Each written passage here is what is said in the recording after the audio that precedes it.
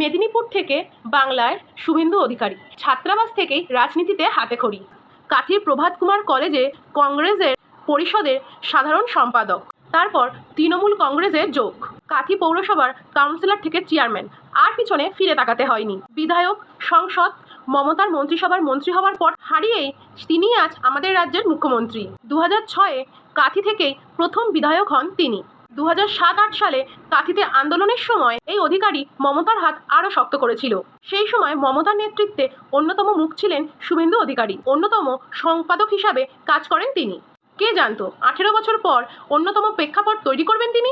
2009 থেকে 14 অবধি সংসদ ছিলেন তিনি। 2015-য় সেচ এবং জলসম্পদ উন্নয়ন দপ্তরের মন্ত্রী হন। যাই হোক, নতুন মুখ্যমন্ত্রীর কাছে আমাদের এইটুকুই চাওয়া, অন্ধ হয়ে যাওয়া স্কুলগুলো আবার নতুন করে খুলুক, শিক্ষা এবং স্বাস্থ্য ব্যবস্থার উন্নতি হোক, নিয়োগ প্রক্রিয়া স্বচ্ছ এবং দ্রুত হোক, বিনিয়োগ আসুক, শিল্প হোক, অবহেলার বিচার হোক এবং এই ধরনের ঘটনার যেন পুনরাবৃত্তি আর না হয়, এবং সর্বশেষ বাংলায় রাজনৈতিক হিংসার বদলে সৌজন্য ফিরুক বাংলায়।